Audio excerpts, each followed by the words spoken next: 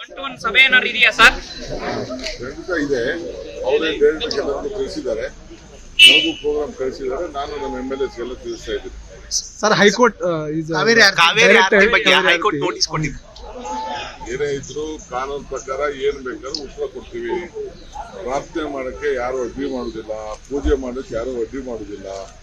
ಕೆಲವ್ರ ಪರ ಆತಂಕಗಳಿದೆ. ಎಲ್ಲ ಏನು ಬೇಕು ಎಲ್ಲ ಗೌರ್ಮೆಂಟ್ ಇಂದ ಎಲ್ಲ ಬೇರೆ ಆರ್ತಿ ವಿಚಾರಕ್ಕೆ ಯಾರು ಪರ್ಮಿಷನ್ ಕೇಳ್ತಾ ಇಲ್ಲ. ನಾವು ದಿನ ಆರ್ತಿ ಮಾಡ್ತಾ ಇರ್ತೀವಿ. ಅಲ್ಲ, ಬಫರ್ ಝೋನ್ ಇದೆ, ನದಿ ಪಕ್ಕದಲ್ಲಿ ಮಾಡ್ಬೇಕಾ ತಜ್ಞರಿಂದ ಕೇಳಿದ್ದಾರೆ. ಮಾಡ್ತಾ ಇದೀವಲ್ಲಪ್ಪ, ಡೈಲಿ ಪೂಜೆ.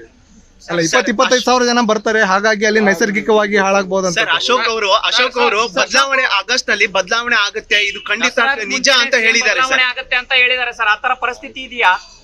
ಅಶೋಕ್ ಅಸ್ಟ್ರಾಲಜಿ ಏನಾದ್ರು ಜ್ಯೋತಿಷ್ಯ ಅಸ್ಟ್ರಾಲಜಿ ಏನಾದ್ರು ಕಲಿತಿದ್ರೆ ನನಗೂ ಟೈಮ್ ಕೊಡಿಸಿ ನಾನು ಕೇಳೋದಿದೆ ಸರ್.